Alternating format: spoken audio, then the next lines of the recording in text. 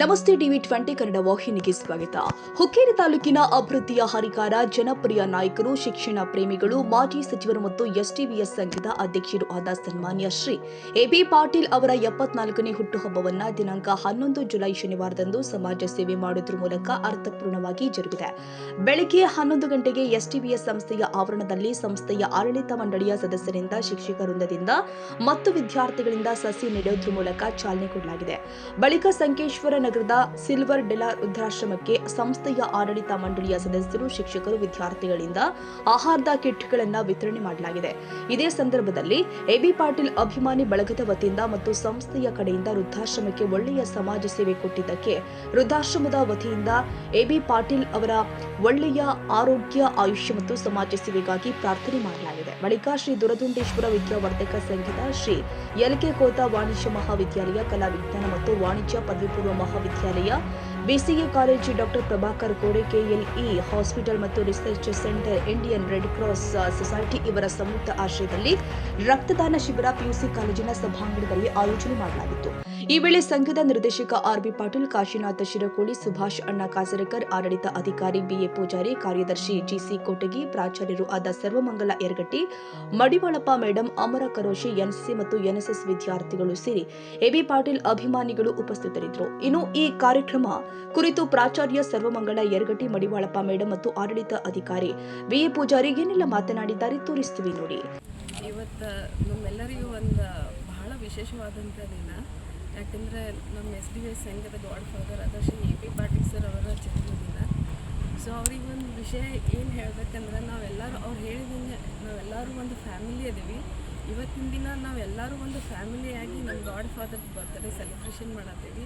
ಆಮೇಲೆ ಇನ್ನು ಮುಂದೆನೂ ನಾವು ನಮ್ಮ ಸಂಘನ ಹಿಂಗೆ ಒಂದು ಫ್ಯಾಮಿಲಿ ಅಂತೇಳಿ ಬೆಳೆಸ್ಕೊಂಡು ಹೋಗ್ತೀವಿ ಅಂತೇಳಿ ಅವರಿಗೆ 74ನೇ ವರ್ಷದ ಹುಟ್ಟುಹಬ್ಬದ ಎಲ್ಲರ ವತಿಯಿಂದ ಶುಭಾಶಯನ್ನು ಹೇಳ್ತೀನಿ. ಕೂಡಿಕೊಂಡು ಇವತ್ತು ನಾವು ಸಸಿ ನೆಡುವ ಕಾರ್ಯಕ್ರಮವನ್ನು ಹಮ್ಮಿಕೊಂಡಿದ್ದೇವೆ. ಈ ಸಸಿ ನೆಡುವ ಕಾರ್ಯಕ್ರಮದಲ್ಲಿ ನಮ್ಮ NCC NSSದ ಸುಮಾರು 100 ವಿದ್ಯಾರ್ಥಿಗಳು ಭಾಗವಹಿಸಿದ್ದಾರೆ. ಈ ಎಲ್ಲರ ಪರವಾಗಿ ನಾನು ಈ ಶುಭ ಸಂದರ್ಭದಲ್ಲಿ ನಮ್ಮ ಅಧ್ಯಕ್ಷರಾದ ಶ್ರೀಮಾನ್ ಎಬಿ ಪಾಟೀಲ್ ಸರ್ ಅವರಿಗೆ ಈ ಶುಭ ಸಂದರ್ಭದಲ್ಲಿ ದೇವರು ಆರೋಗ್ಯ ಭಾಗ್ಯ ಕೊಟ್ಟು 100 ವರ್ಷ ಖುಷಿಯಾಗಿ ಇರಲಿ ಅಂತ ತಮ್ಮೆಲ್ಲರ ಪರವಾಗಿ ನಾನು ದೇವರಲ್ಲಿ ಪ್ರಾರ್ಥಿಸುತ್ತೇನೆ. Commendable services she is rendered here. I think so.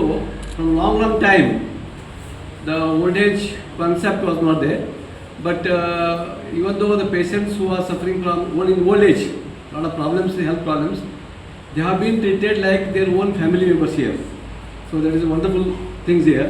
And from long time we are seeing here, Belvi sir, a holy man, really a holy man, spiritual man also. He takes care the old peoples here. I think so 54, how many patients are there? 24, sorry, 24. Last time 24 patients were there. They are really old, about 75, 80 years. They can't be able to walk properly. Ma'am and Belvi sir, really their services and nurturing this one as a home, because their sons live away. And some are orphans also here. So on this our board of directors and all the principals and the management, on behalf of our beloved chairman's birthday, we are offering very little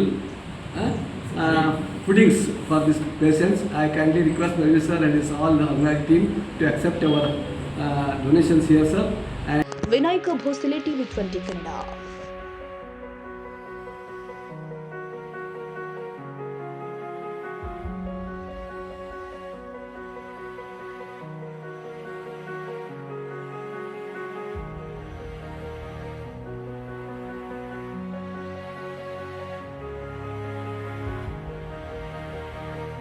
ಕನ್ನಡಿಗರ ಮೆಚ್ಚಿನ ನಿಮ್ಮ ಟಿವಿ20 ಕನ್ನಡ ವಾಹಿನಿ ಇದೀಗ ಟಿವಿಯಲ್ಲಿ ಲಭ್ಯ.